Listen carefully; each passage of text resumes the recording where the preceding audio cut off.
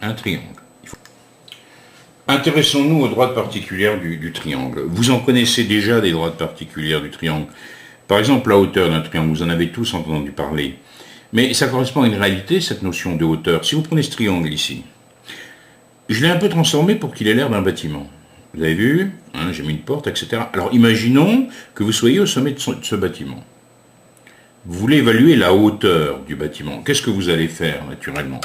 Vous allez regarder le trottoir. Alors pour le voir là, sur ma feuille de papier, je prolonge ici ce côté. Et vous allez mesurer ou évaluer ce segment, ou plutôt la longueur de ce segment. Segment qui va être perpendiculaire à votre trottoir. C'est-à-dire perpendiculaire ici, à ce côté du triangle. Par contre, si vous êtes ici, vous n'avez pas besoin de prolonger un côté, vous avez directement, en quelque sorte, une ligne qui correspond au trottoir. Donc vous allez tracer directement un segment provenant du sommet et perpendiculaire au côté opposé. C'est ça la notion de hauteur. Bon, nous, en géométrie, on considérera que la hauteur, c'est la droite qui passe par le sommet, un sommet du triangle et qui est perpendiculaire au côté opposé.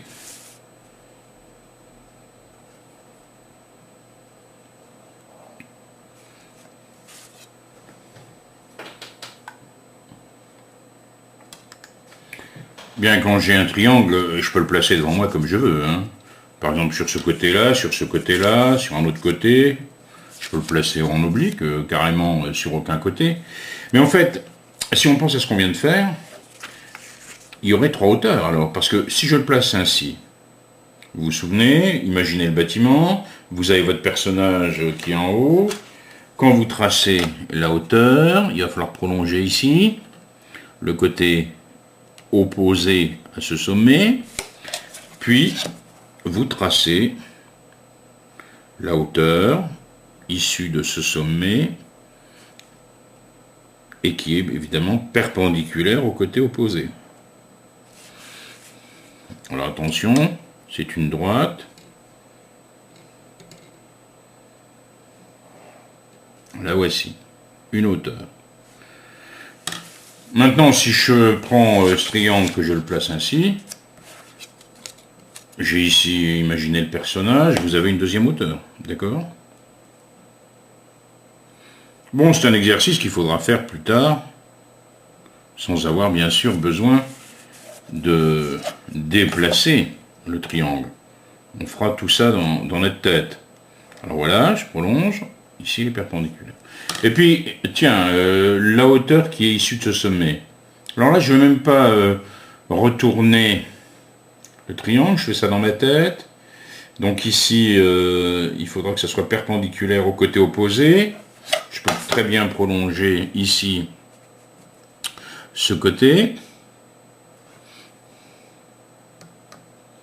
et tracer la hauteur. Alors, attention, la voici, perpendiculaire ici, je prolonge. Bon, vous voyez, donc, pour chaque triangle, vous avez trois hauteurs qu'on peut tracer. Bon, il est intéressant de remarquer que si je prolonge les droites, il y a une particularité, c'est que ces trois droites vont se couper au même point. On dit que ces trois droites sont concurrentes. Concurrentes. Ici, en ce point.